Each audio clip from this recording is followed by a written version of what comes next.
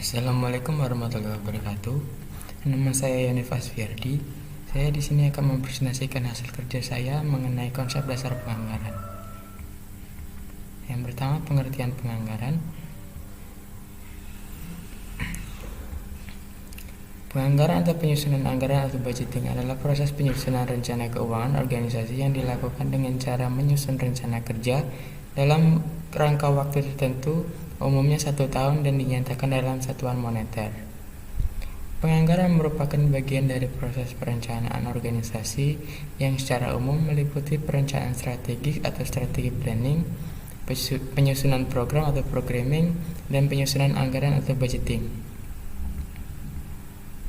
Selanjutnya ada karakteristik anggaran. Yang pertama itu ada rencana. Anggaran memuat serangkaian rencana keuangan yang diproyeksikan di masa yang akan datang. Maka, di dalam anggaran terdapat asumsi-asumsi yang dijadikan pedoman untuk merealisasikannya. Yang kedua, meliputi seluruh kegiatan organisasi. Anggaran memuat seluruh rencana kegiatan organisasi baik yang berhubungan dengan pendapatan, belanja, maupun pembiayaan. Yang ketiga, dinyatakan dalam unit moneter. Anggaran membuat rencana kegiatan yang harus dilengkapi dengan satuan moneter dalam estimasi jumlah tertentu. Yang terakhir, jangka waktu tertentu yang akan datang.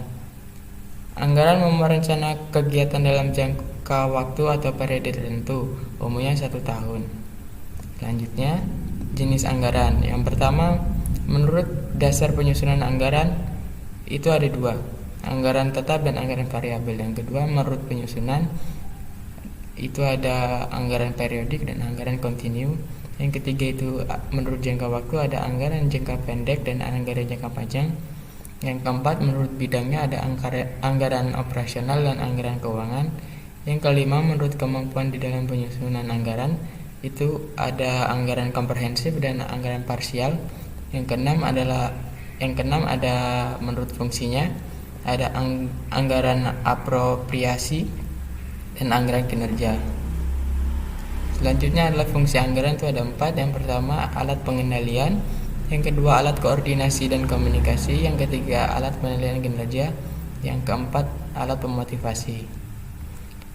Kesimpulan, anggaran budget adalah dokumen perencanaan keuangan untuk masa depan yang pada umumnya mencakup jangka waktu 1 tahun dan dinyatakan dalam satuan moneter.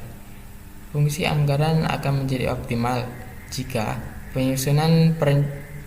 jika proses penyusunannya mempertimbangkan partisipasi dari semua pelaku anggaran. Pengendalian umumnya dilakukan dengan cara analisis lisis atau varian analisis antara rencana-rencana keuangan yang ditetapkan dalam anggaran dengan realisasi kegiatan atau program yang sesungguhnya. Demikian dari saya. Wassalamualaikum warahmatullahi wabarakatuh.